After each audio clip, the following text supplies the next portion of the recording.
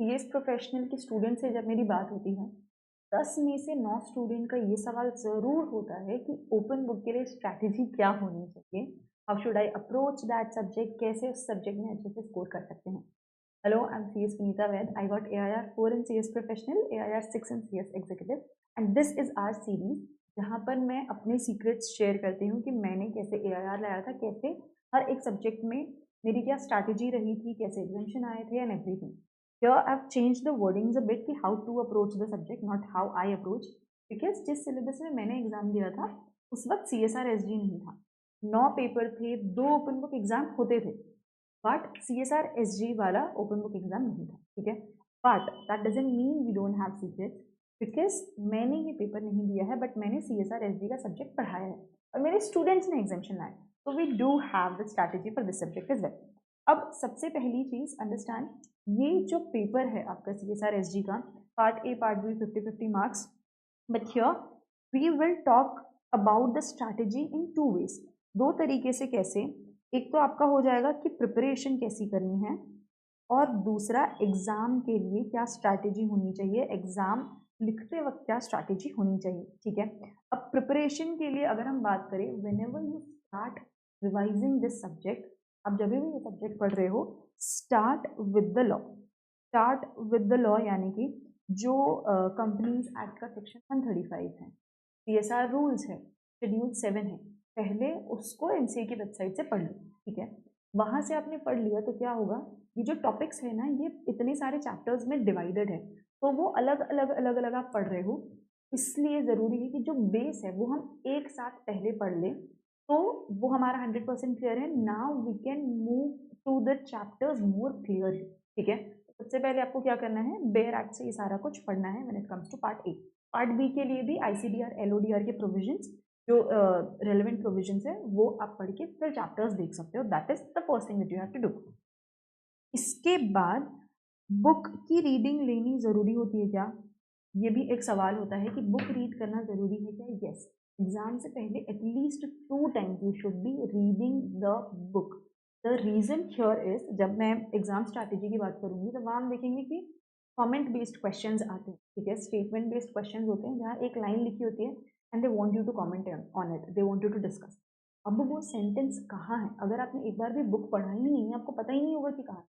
Generally वो sentence किसी भी चैप्टर के इंट्रोडक्शन पार्ट से होता है, बट अगेन वो कहीं और से भी आ सकता है। So it is very important कि आप बुक को 2 से 3 बार पढ़ें। लेक्चर्स जब देख रहे होते हैं उस वक्त तो पढ़ना ही चाहिए, उसके अलावा खुद से जब सेल्फ स्टडी कर रहे हैं, रिवाइज कर रहे हैं, तभी भी you should be reading it. Okay, and जो इंडेक्स होता है that should be very detail. तो आजकल तो जितने भी टीचर्स पढ़ाते हैं CSR SG, वो पूरा डिटेल्ड इंडेक्स देते हैं, मॉड्यूल से भी ज़्यादा डिटेल होता है, हर एक टॉपिक का इंडेक्स में रेफरेंस होता है। अगर वो नहीं है तो you make it by yourself. जितना डिटेल्ड इंडेक्स होगा उतना जल्दी आप एग्जाम में उस टॉपिक तक पहुंच पाओगे। ठीक है, एंड इंडेक्स जितने बार रिवाइज करोगे उतना आपके लिए अच्छा है, क्योंकि उससे आपको पता रहेगा कौन से चैप्टर में कौन सा टॉपिक है। तो एग्जाम में you should be very thorough with the index, की अगर सवाल आया CSR एक्सपेंडिचर पे, आपको पता है कौन से चैप्टर का इंडेक्स देखना है। CSR implementation, you know which chapter it is. Social stock exchange, you know the chapter. हर एक चैप्टर का पन्ना पलट के इंडेक्स देख रहे हैं, वो नहीं होना चाहिए, दैट विल वेस्ट योर। ठीक है, अब इसके अलावा अगर हम कुछ टॉपिक्स की बात करें, जैसे कि जो 2% का मैथ है, यू शुड मास्टर इट। कि जो भी परम्यूटेशन कॉम्बिनेशन होते हैं वो आपको अच्छे से करने हैं। देन एडमिनिस्ट्रेटिव ओवरहेड्स का जो लिमिट है वो बहुत क्लियरली आपको समझ में आना चाहिए, और अनस्पेंट CSR का जो प्रोविजन है, कितना CSR ऑनगोइंग प्रोजेक्ट का है तो उसका क्या होगा, और अगर ऑनगोइंग प्रोजेक्ट नहीं है तो उसका अनस्पेंट अमाउंट कितने टाइम में कहाँ ट्रांसफ़र करना है, वो बहुत क्लियरली एक फ्लो चार्ट बना सकते हो, सो दैट एग्जाम में हम कंफ्यूज नहीं हो रहे हैं, हमें बहुत तुरंत ही उसका जवाब आ रहा है। ठीक है, तो ऐसे कुछ टॉपिक्स हैं जो थोड़े से टेक्निकल है, not very much technical but थोड़े से टेक्निकल है, you should be very clear about. Okay, and when it comes to कि हम इसके अलावा और क्या क्या पढ़ सकते हैं, बुक या मॉड्यूल के अलावा और क्या क्या पढ़ सकते हैं, तो you can read more about social audit का टॉपिक। ठीक है, सोशल ऑडिट के बारे में, सोशल स्टॉक एक्सचेंज के बारे में आप थोड़ा और पढ़ सकते हो ऑनलाइन। एंड एफएक्यूज से भी सवाल आ जाते हैं। कौन से एफएक्यूज? एमसीए के एफएक्यूज हैं पार्ट ए के लिए सीएसआर से रिलेटेड, सेबी के एफएक्यूज हैं पार्ट बी से रिलेटेड, फेमा के एफएक्यूज हैं। ओके, फेमा के एफएक्यूज से सवाल आते हैं, that again falls in part B. तो ये सारे एफएक्यूज आप पढ़ सकते हो, इससे सवाल आते हैं। बेस्ट होगा अगर आप इसका प्रिंट भी लेके जाओ। ओके, एंड इसके अलावा आईसीएसआई का ना गाइडेंस नोट है, आईसीएसआई का गाइडेंस नोट है ऑन सीएसआर, वो भी देख लेना एक बार रफली। बहुत नया उसमें कुछ नहीं होता, बट उसमें कुछ कुछ क्वेश्चंस होते हैं that again can be asked, because institute उन्हीं का गाइडेंस नोट है, पूछ सकते हैं बिल्कुल। ठीक है, और एक और चीज़ आपको प्रिपरेशन में करनी है, that is your test. Do write the test. आपको तब समझेगा कि अगर हम 3 घंटे का पेपर जो रेगुलर सब्जेक्ट होता है वो ले दे के 100 मार्क्स का लिख पाते हैं, तो जब हमें देख देख के लिखना है और ज़्यादा टाइम लगने वाला है। तो you must have practice, and if you have not registered yet, please register for the test series. आपको मैं डिस्क्रिप्शन में लिंक दे दूँगी।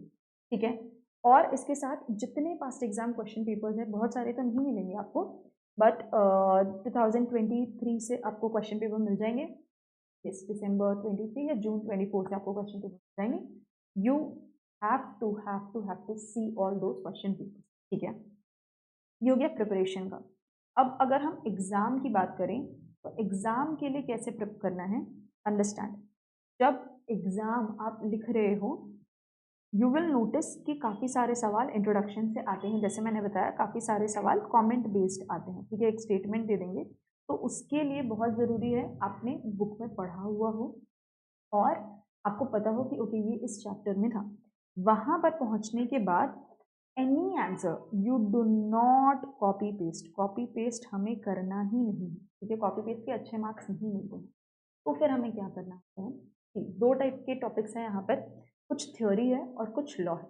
ओके, अब अगर हम थ्योरी की बात करें तो वहाँ पर आप थोड़ा सा पैराफ्रेज कर सकते हो, कोई चीज़ बहुत लेंदी दी हुई है उसको समराइज करके लिख सकते हो, उसके बुलेट पॉइंट्स निकाल के लिख सकते हो, और इसके अलावा थोड़ा बहुत वर्डिंग्स चेंज करके एक्टिव वॉइस पैसिव वॉइस जो हम खेलते हैं वो कर सकते हो, कुछ वर्ड्स के सिनोनिम्स डाल दिए, एक्सप्लेन कर दिया, एग्जाम्पल डाल दिया, ये सारा कुछ आप लिख सकते हो। Because the examiner is not expecting you to copy paste कि आप कितने अच्छे हो कॉपी पेस्ट करने में, वो आपको आर्टिकलशिप में सिखा दिया जाएगा।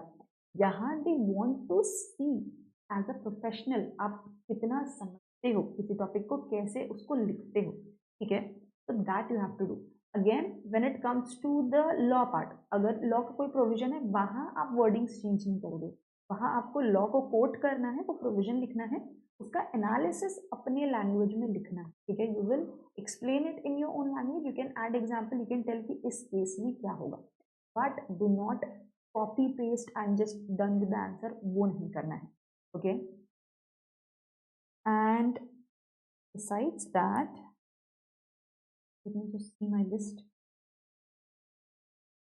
Yes, when you are writing the answers, as we said कि हम कॉपी पेस्ट नहीं करेंगे, और हर आंसर की शुरुआत में जो भी लॉ से रिलेटेड है, वो चाहे वो एक्ट हो चाहे रूल हो, अगर शेड्यूल का भी रेफरेंस आ रहा है तो मेंशन दैट, रूल का पूरा नाम लिखो, एक्ट का पूरा नाम लिखना है हर आंसर में एक बार। तो when you are writing the answer, अगर हेडिंग में लिख रहे हो या फिर कभी भी फर्स्ट टाइम उस एक्ट का नाम लिख रहे हो, पूरा लिखो, द कंपनीज एक्ट 2013। उसके बाद उस आंसर में जहाँ जहाँ एक्ट लिखना है वहाँ एक्ट वर्ड लिख दिया, that is enough. Another answer same, you have to write in full form at least once. ठीक है, same goes for LODR also, full form एक बार लिखना होगा उस आंसर में, फिर आप शॉर्ट फॉर्म यूज कर सकते हैं। नए आंसर में फिर वापस से आपको फुल फॉर्म लिखना पड़ेगा, be social stock exchange also. ठीक है, तो जो भी लॉ रहेगा वो आपको कोट करना है, रूल्स भी ध्यान से कोट करना है, जो भी रेलेवेंट रूल्स हैं। And last thing, what do we carry to the paper, other material हम क्या कैरी कर सकते हैं, ये आई थिंक आपके टीचर ने आपको सजेस्ट कर ही दिया होगा कि क्या क्या कैरी करना है। एक तो आपका बुक, जो भी बेस मटेरियल है that you will carry. Okay, अब वहाँ पर बुक और मॉड्यूल दोनों से देख लेंगे, ये नहीं हो सकता है। Majority teachers copy paste the module, ठीक है, तो दैट इज बेस्ट, क्योंकि वो थोड़ा सा स्ट्रक्चर कर देते हैं, कलर कोडिंग कर देते हैं, इंडेक्स और डिटेल बना देते हैं, काम आसान होता है। बट अगर ऐसा है कि नहीं मॉड्यूल कवर नहीं हुआ है तो आप मॉड्यूल कैरी करो और जो इंडेक्स है, टीचर ने जो इंडेक्स दिया है उनके बुक के पेज नंबर के हिसाब से दिया होगा, वहाँ पर आप मॉड्यूल का पेज नंबर लिख देना, बट एक ही बुक को रेफर करना है बेस बना के, बिकॉज आपके पास इतना टाइम नहीं होगा कि दो दो बुक से आप एक आंसर दो, ठीक है। तो दैट बुक विथ इंडेक्स, तसल्ली के लिए मॉड्यूल ले जाना, शांति रहेगी, मन को देखने की ज़रूरत नहीं पड़ेगी if the book has covered everything, okay. इसके अलावा जो FAQs मैंने बोला था, ये सेबी और फेमा वाले FAQs वो आप कैरी करेंगे। बेयर एक्ट अगर कैरी कर सकते हो तो बहुत अच्छा है। बेयर एक्ट का प्रिंट जो रेलेवेंट सेक्शन 135 है, शेड्यूल 7 है, रूल्स है, ICDR के, LODR के जो रेलेवेंट रेगुलेशंस हैं उनका प्रिंट ले जा लो, सो दैट बुक में अगर नहीं मिल रहा है, हमें पता है वो प्रोविजन हमारे पास प्रिंट है 2 पेज, हम फटाफट से उससे देख सकते हैं, ओके।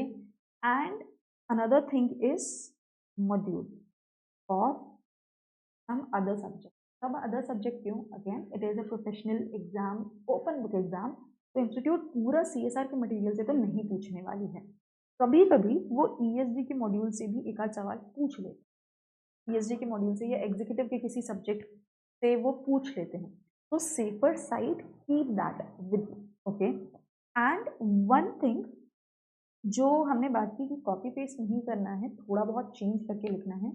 अगर आपके पास अभी टाइम है, if you have too much of backlog of lectures of other subject, तो पहले उसको प्रायोरिटाइज करो, रेगुलर सब्जेक्ट को ज़्यादा ध्यान दो। लेकिन आप क्या कर सकते हो, CSR SG के लिए हफ्ते में 1 दिन 2 दिन टाइम निकालो, 1-2 घंटे का, और जो चैप्टर्स जो आप रीडिंग करोगे ना, जो हमें 2 बार ही रीडिंग करनी है, वहीं पर आप थोड़ा थोड़ा चेंजेस करते जाओ कि एग्जाम में अगर इसके ऊपर सवाल आया, how am I going to write, अलग से एक नोटबुक बना के उसमें लिख ले क्या, अगेन एग्जाम में बुक भी देखोगे, फिर नोट में भी ढूंढोगे, फिर लिखोगे, इतनी मेहनत नहीं। जो आपका बेस मटेरियल है उसी में आप चेंजेस कर लो, वहीं पर ही बुलेट पॉइंट्स बना लो, वहीं पर ही लिख लो ऊपर नीचे, टिकीज लगा लो, स्टेपलर लगा के कोई पेज ऐड कर लो, बट उस मटेरियल को ही रेडी करो। तो ये वीकली बेसिस पे 1-2 दिन निकाल के, 1-2 घंटे निकाल के अगर आप करते हो, आपका स्लोली ग्रेजुअली वो तैयारी हो जाएगा, that will save a lot of time in your exam, ठीक है। तो yes, these were all the tips on CSR SG। ये वीडियोस थोड़े से लंबे हो जाते हैं because I want them to be worth watching. अगर आप अपने जीवन का 12-13 मिनट दे रहे हो तो कुछ फ़ायदा होना चाहिए, and you should be coming back to me and telling me on result day कि हाँ हाँ क्लियर हो गया। Yes, so I will see you in the next video with another subject. अच्छे से पढ़ो, all the best, make yourself proud, bye bye.